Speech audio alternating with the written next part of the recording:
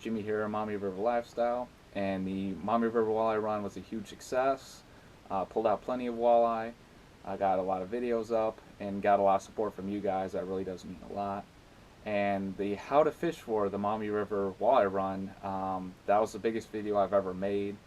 It got universal praise. That means it really does mean so much to me. But the biggest takeaway from that is the messages that people have left in the comments saying that they didn't know how to fish for it.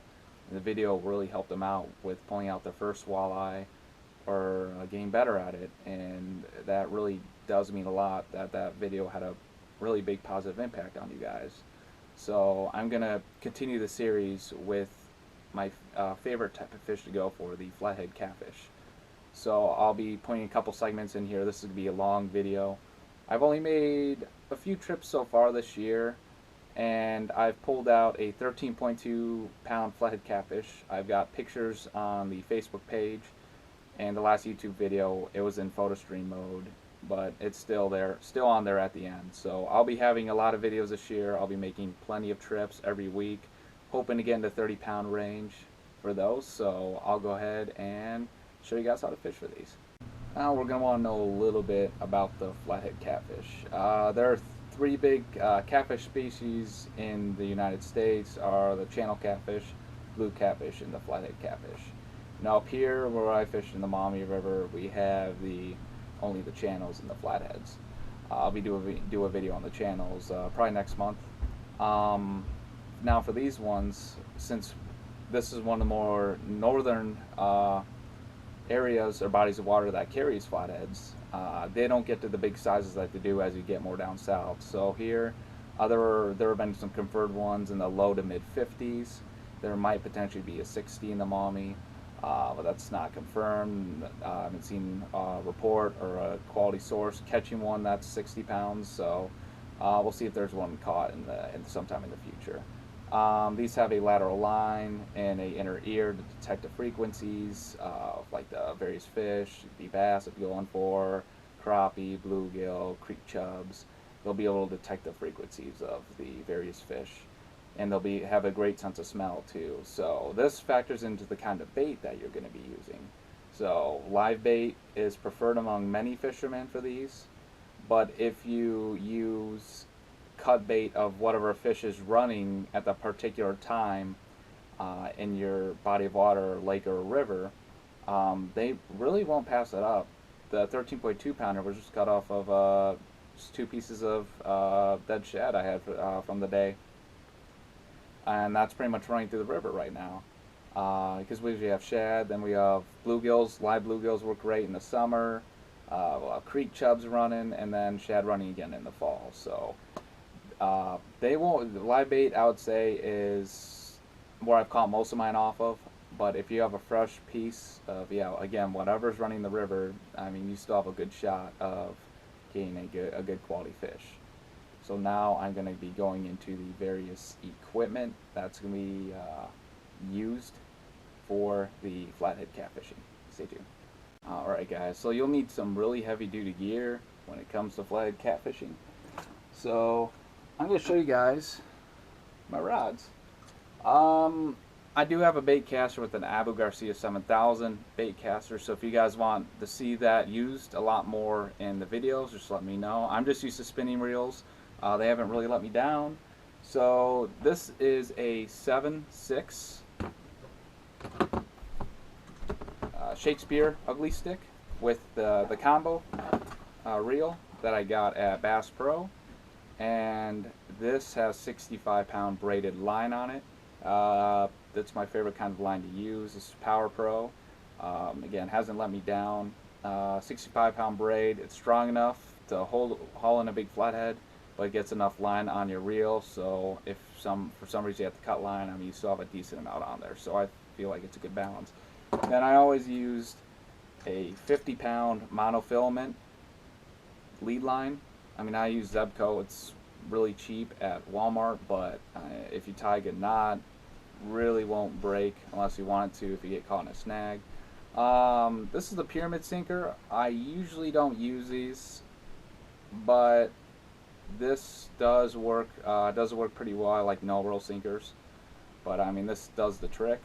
And I have a Gamakatsu circle hook on here because this rod tip is more flexible than the other one I use. So the more flexible the rod tip, the better use of a circle hook will be. Now this other one is it has one heck of a backbone. As you can see, it's not as reactive as the other one. It's got that no roll sinker on. Again, 65-pound braid, 50-pound mono. It's got a 7/0 kale hook. That's another good one. This is a Hyperglow rod, 8 foot. Again, this is not as reactive, but it's got one heck of a backbone. And I've got a Bass Pro reel. I think I got this for what, 40 bucks, and it's got 30-pound drag, so it's a good quality drag for a flathead catfish. And always have a good rod holder. Now this is another Bass Pro rod holder. This is a Bass Pro rod holder. Don't get any cheap ones. I ordered this. This is like what, around 8 bucks. You get this in the dirt. The rod's not moving anywhere if you're using this. This is a fantastic rod holder because they're strong. They will pull the rod out of any cheap rod holder if they want to. So do that. Then I usually just get one of these holders, and I've got a bunch of no roll sinkers organized up to 8 ounce if it's high or fast current.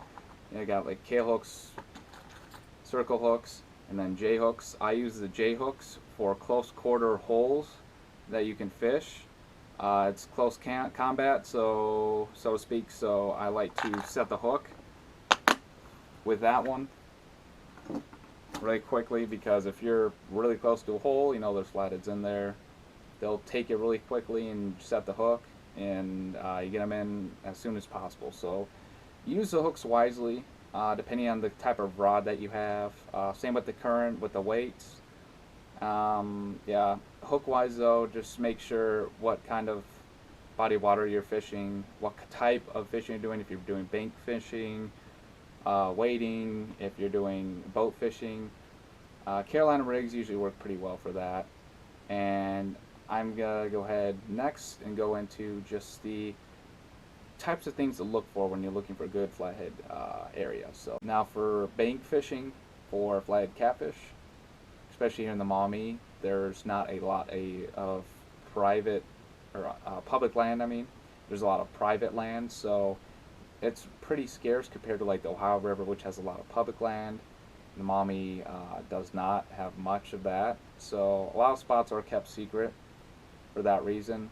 There's still a lot of good. There are a lot of good public areas, but there are hard to find. But some things to look for that will apply to any body of water you might be fishing are, especially for rivers, know the water level. If it's high water for flatheads, creeks right around creek mouths, because creeks will go ahead and flush out bait fish during high water. So flatheads will be in the mouth of the creek, or actually within creeks too during high water. They'll actually be in some current breaks as well, so what they call eddies, or they'll also be in a lot of slack water during high water. So just be aware of where you're fishing. If there's a bend in the river, there might be a collection of bait fish towards the end of that bend. So Google Maps is a fantastic key if you're looking to fish any sort of body of water. Just make sure it's public land, or if it's private, you get permission to fish it. Always look for logs in the water. There are a lot of houses or structure in the area. There's bridges, any pylons near bridges, again, any logs in the water they like to hide under. And for bank fishing, especially at night, they'll come towards the bank out of their holes or their logs. So